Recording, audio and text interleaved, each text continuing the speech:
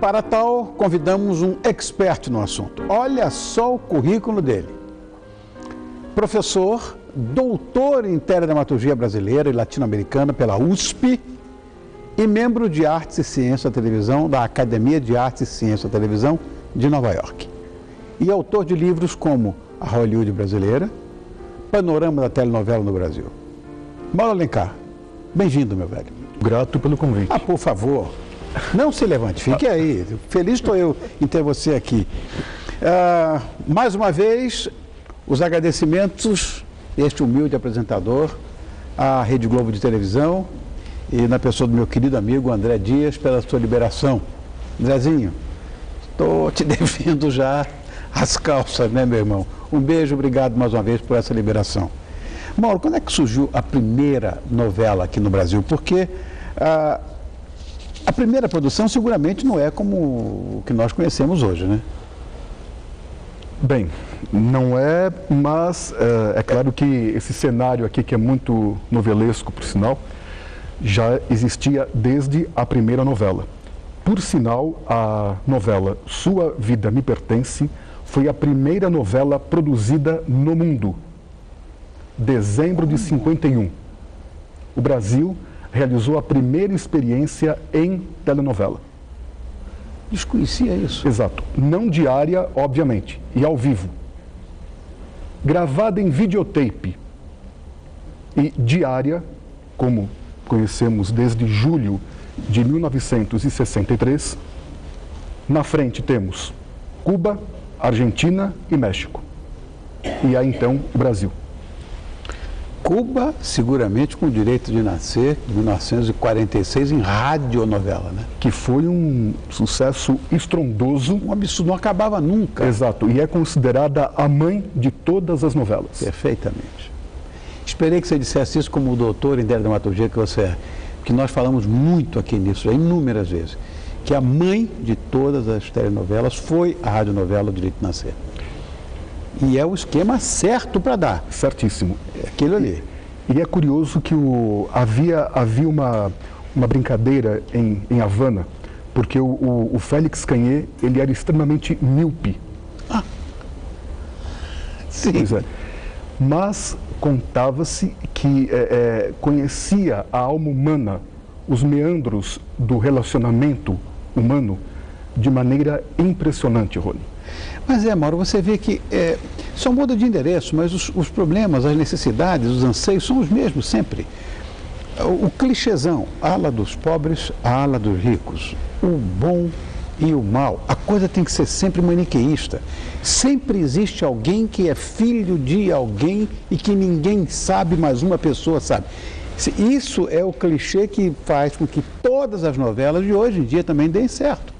Elas seguem, de fato, o mesmo menu, né, o que estava escrito ali em 1943 na radionovela cubana.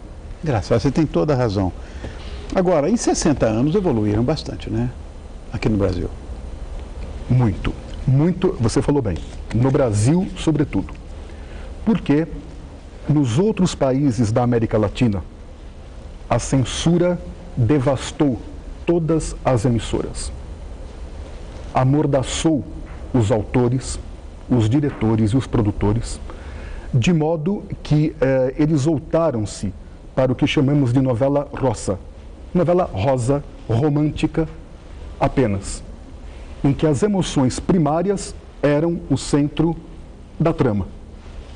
No Brasil, curiosamente, a censura não conseguiu, a despeito de todos os esforços, calar os nossos dramaturgos, que, não podendo escrever à vontade nos teatros, foram refugiar-se nas emissoras, no caso, sobretudo, TV Tupi e Rede Globo.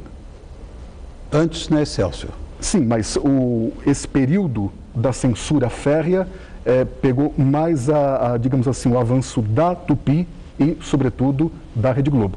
Então, Dias Gomes, com um texto censurado chamado A Invasão, que era sobre a invasão de retirantes nordestinos num esqueleto de um prédio no bairro de Copacabana, estava com esse tema censurado. E fez uma introdução desse tema na novela Bandeira 2, em 71, que pela primeira vez saiu da zona sul do Rio ou dos Jardins, em São Paulo, e foi ambientada no bairro de Ramos, subúrbio do Rio de Janeiro, zona norte. Olha que interessante o disco. Havia sempre uma linguagem subliminar, uma coisa de metáfora, exato, né? Exato. Bacana. Agora, por que as novelas são consideradas obras abertas? Porque a essência do gênero, ela vem desde o século X com Sherazade e as Mil e Uma Noites. Então, todo este seu preâmbulo sensacional sobre digamos assim, a maneira de se contar uma novela, essas emoções que se repetem, e de fato se repetem até hoje, porque o anseio humano é o mesmo, né, em qualquer parte do mundo, obviamente, a linha mestra é a mesma. Então, durante Mil e Uma Noites, ela foi enfeitiçando o sultão e livrou-se da morte com isso. Ou seja, perpetuou-se então, né, desde o século X, por assim dizer, essa maneira de você narrar uma história em aberto. Por quê? Porque a tradição disso vem exatamente com as narrativas orais envolvendo os gregos, os persas e os indianos, sobretudo. Indianos também? Também. Isso compõe as Mil e Uma Noites. Um pouco mais para frente,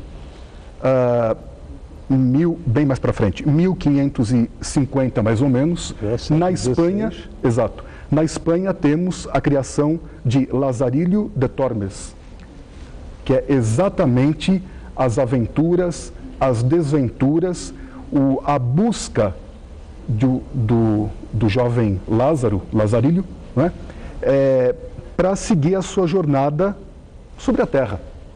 Sempre de maneira aberta, essa trama, porque aquilo era passado de geração para geração. Aquela história era contada de um para outro. Rony, isso chegou, de certo modo, ao folhetim francês, no século XIX, foi desembocar na radionovela norte-americana, em Miami, colonizou toda a América e, finalmente, desaguou na telenovela. Olha que coisa. Existe um processo histórico nessa coisa toda? Em absoluto, sem dúvida. Aqui no Brasil, na sua opinião, qual foi a novela mais famosa? Se é que existe a mais famosa. É um conjunto muito grande, felizmente. E o Brasil, então, por todo esse panorama, essa criatividade e essa liberdade que os autores tiveram, não é? Os autores fizeram com que a novela brasileira se destacasse das outras produções latino-americanas. Olha, eu vou dizer uma coisa, eu vou citar umazinha só que eu vivi para ver. Já estava bem grandinho nessa época. O Direito de Nascer. Foi uma comoção nacional, o final da novela. Foi no Maracanã, uma coisa impressionante, faixas, as pessoas chorando nas ruas. Eu me lembro disso, da Isabel Cristina e do Albertinho Limonta. Exato. Né, que, inclusive, eu era amigo da Guilup, que fazia a Isabel Cristina, né? E eu me lembro daquilo como se fosse um acontecimento. Eu nunca vi nada maior na minha vida, em termos de telenovela. Agora, outras existiram também com tanto sucesso. É que talvez a coisa do pioneirismo talvez tenha dado esse impacto maior, né? Essa coisa mais impactante. Sim, mas o êxito da novela foi crescendo década após década, tanto no Brasil quanto no exterior. Eu digo a repercussão da nossa novela influenciando costumes e produções Mas você não tem, sem dúvida alguma. Sei lá, umas 2 ou 3 que você possa citar como mais famosas? Selva de Pedra, O Clone, Escravizaura. São 3 novelas. Bom, são 3 para cada alheia. O casal, olha o casal bonitinho ali. Chico, o Chico Coco com a Dina, né? Isso, acho que sim. Olha só. Bom, enfim. Personagens, você sabe personagens mais famosos? Odorico. Odorico para o Bem Amado. Maravilhoso. Acho que o Paulo Gracindo ali construiu um personagem de primeira grandeza. Você sabe que o Odorico, ele extrapolou o vídeo e um grupo, exato, e um grupo de mexicanos esse grupo ficou tão encantado, tão fascinado pela figura do Odorico, que resolveu comprar a novela O Bem Amado. Era a direção da Televisa. Entendi. Portanto, não foi a novela que chegou ao exterior, mas o exterior que veio buscar a nossa novela.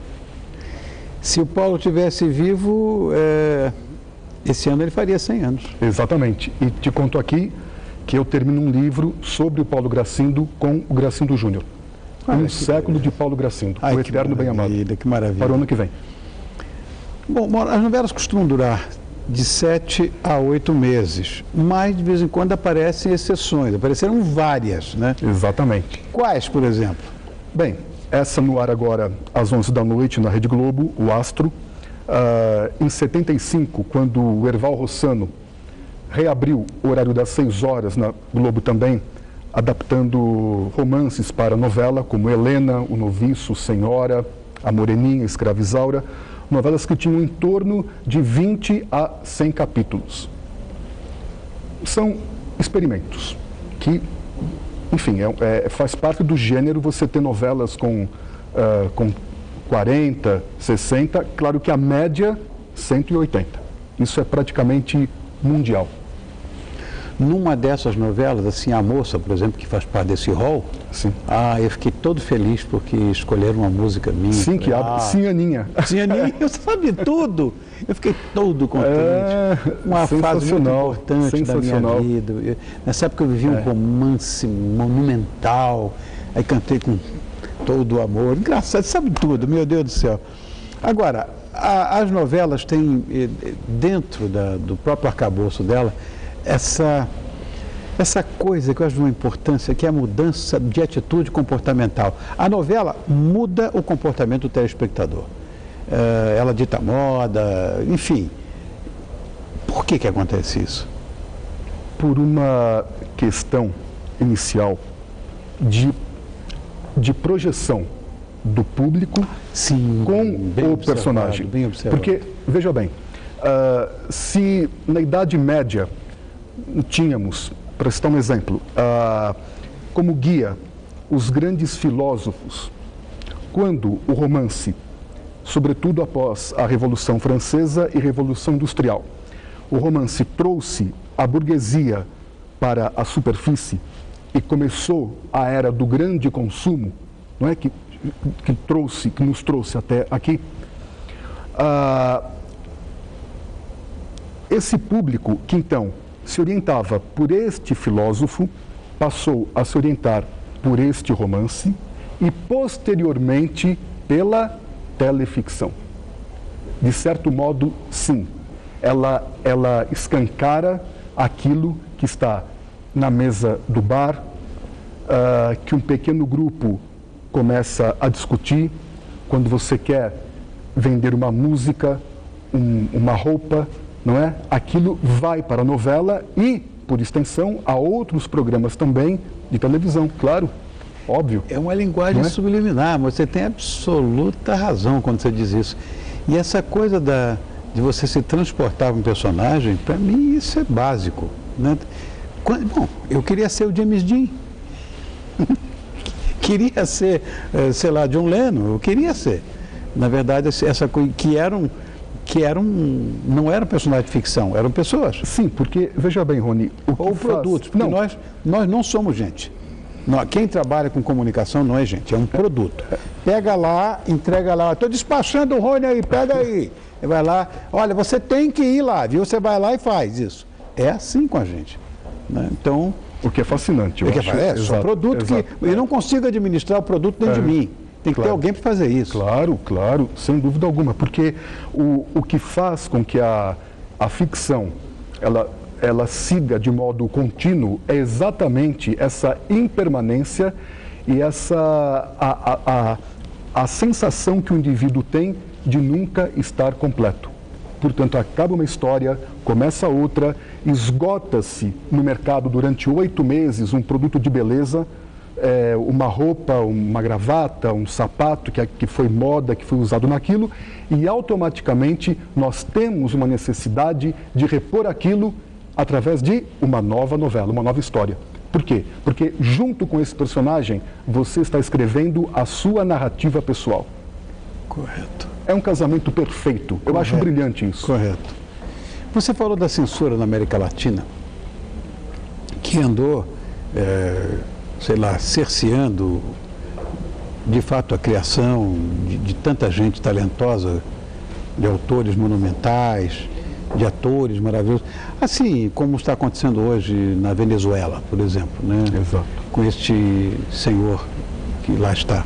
Enfim, para mim, qualquer censura, seja de direita, de esquerda, de cima, de baixo, eu não suporto isso. E aqui eu fui vítima também de censuras, então eu tenho, de certa forma, um pezinho atrás com essa história. Aqui no Brasil, existiu de fato alguma novela que tenha sido... Você disse que os autores davam voltas e entravam por meandros, mas houve alguma novela que de fato tenha sido carimbada pela censura? Várias, porque quando eu li os capítulos das novelas durante o regime militar, na folha de rosto vem que os cortes deverão ser rigorosamente obedecidos. Então, claro, Roque Santeiro foi totalmente proibida, assim como despedida de casado, porque o governo Geisel considerava que o brasileiro não tinha condição de discutir os temas que o saudoso Walter Jorge Durst queria abordar na novela. Bem, em Selva de Pedra, Jeanette Claire teve que enlouquecer a personagem Fernanda, saudosa e querida